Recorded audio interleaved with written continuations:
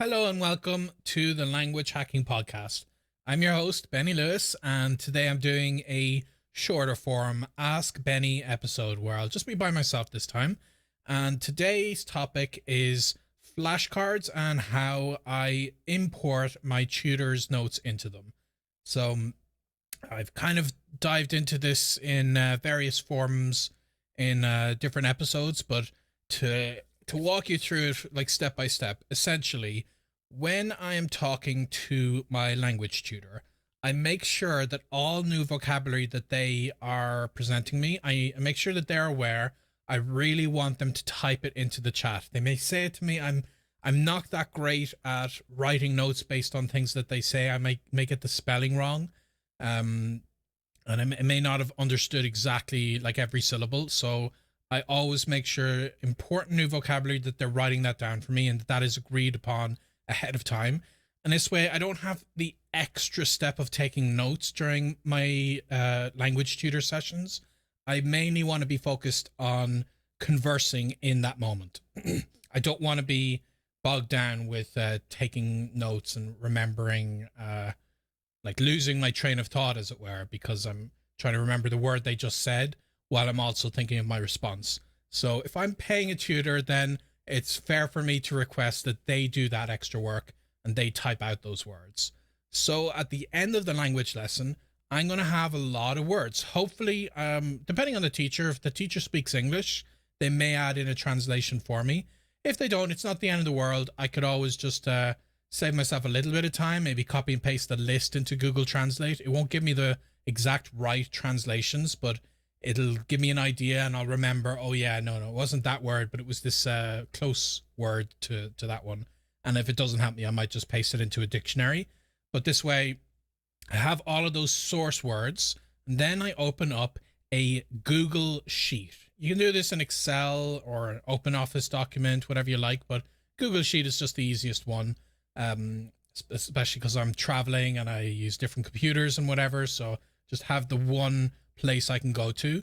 And in that Google Sheet, I have two columns. One column is the target language. The other column is the translation into my mother tongue, which is English. So I'll go through one by one, add in what came up in that language lesson after the lesson. And I do make sure in my calendar that I don't have something immediately after one of my language lessons. Like if my lesson ends at 5 o'clock, I don't have another call at 5 o'clock. I would always have some kind of a buffer zone that the next thing that I absolutely have to do is at 5:30. So I have this little window and I make sure that there's some time to process what happened in my language lesson right after it. And part of that includes adding these things to my vocabulary database. So I'll go in, add each individual term. Typically for a half an hour language lesson, I might have 20 new terms that come up, depending on my language level, of course. I won't necessarily add absolutely everything. There might be words that I feel are a little too obscure, that were too specific to exact conversations we are having. So on the fly, I might decide, yeah, it's fine if I don't know that word. I'm using the Pareto principle. I'm deciding what's the 20% of these that's going to give me 80% of the results. So I move forward with that philosophy and I keep adding them in to one column as the target language, one column as the translation. And that's the process at the end of each one of my lessons. And then after, let's say, a month of this, depending on how often I'm doing lessons, if I get to somewhere between 1 and 200 terms in one Google Sheet, I feel like that's just enough for me to make its own Anki deck or to add it to a current deck. So the next stage is to export these into your flashcard app of choice. So like I mentioned, Anki is my preference, but the process is quite similar for other apps depending on which one you use. So what we do is you want to export this list that you've created. Now, if you downloaded it as something like an Excel file, this is only really something that can be opened by Excel. you want it to be openable by something that is good at importing databases. So this is where you see an option on Google Sheets. If you click the file export, there's an option for a CSV file, comma separated. So this is a basic text document that is formatted in a very straightforward way that a lot of apps and programs can import that data directly. So just keep that in mind. You're exporting it as a CSV file. And then the next thing that I would do is I have Anki synchronized between my phone and my computer.